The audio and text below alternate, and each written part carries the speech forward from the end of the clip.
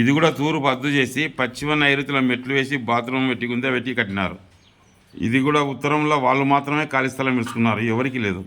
పశ్చిమాన మాత్రం ఖాళీ స్థలం, అది పశ్చిమం వీధి గల స్థలం, పెద్ద దండిగా వీధింది. అయితే పశ్చిమ నైరుతిలో మాత్రమే మెట్లు పెంచినారు. వాస్తు అభిమానులారా, ఈ ఇల్లు ఒక్కసారి చూడండి. తూర్పు హద్దు చేసి కొంత ఉత్తరం ఖాళీ స్థలం వదిలి, పశ్చిమంలో ఖాళీ స్థలం వదిలి పశ్చిమ నైరుతి పెంచి మెట్లు వేసినారు.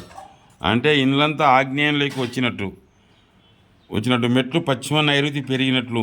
పశ్చిమంలోనే లెట్రిన్ గుంత ఉంది. దీని ఫలితంగా వాళ్ళు చాలా ఇబ్బంది పడినారు. ఆ ఇంటి దోషం ఏమిటంటే, ఒకటి తూర్పు హద్దు అయి కట్టినారు, రెండు పశ్చిమంలో ఖాళీ స్థలం వదిలి పశ్చిమ నైరుతి మెట్లు వేసినారు.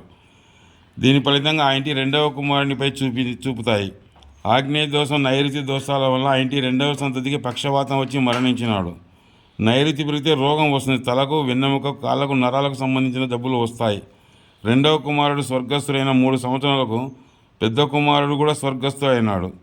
పశ్చిమం ఖాళీ స్థలం ఉంటే యజమాని లేకపోవడం, ఉన్న అనారోగ్యవంతుడిగా ఉండడం జరుగుతుంది. తూర్పు హద్దు చేసి విధవపెత్తనం, పశ్చిమం ఖాళీ స్థలం ఉంటే అటు విధవపెత్తనం జరుగుతుందని శాస్త్రం చెప్తుంది. అదే జరిగింది. అయితే అన్న తమ్ముళ్ళు చనిపోయిన దాకా రెండవ వాని భార్యకు వెన్నెముక జబ్బు వచ్చి బాధపడుతుంది. ఆగ్నేయ దోషాల వల్ల వాళ్ళ అన్నదమ్ములు కొట్లాడి కోర్టు, స్టేషన్లు చూశారు. కొంతకాలానికి తిరిగినారు. తూర్పు హద్దు అయ్యి, ఉత్తరం హద్దు అయి, తర్వాత దక్షిణ, పశ్చిమం ఖాళీ స్థలాలు ఉన్న అనారోగ్య కారణంగా డాక్టర్లకు, ఆసుపత్రులకు లాభం చేకూర్చడం లేదా దుర్వ్యసనాలు, చెడు ప్రవర్తనల కారణంగా ఆ ఇంటి స్త్రీలు సుఖించక మానసిక బాధ అనుభవిస్తారు. ఇక్కడ పశ్చిమం నైరుతి మాత్రమే పెంచినారు, తూర్పు హద్దు చేసినారు. ఇది హాలు, ఇది కిచెన్, ఇది బెడ్రూమ్. ఇది ఇక్కడ ఉత్తరానికి ఒక డోర్ ఉంది, తూర్పుకి ఒక డోర్ ఉంది.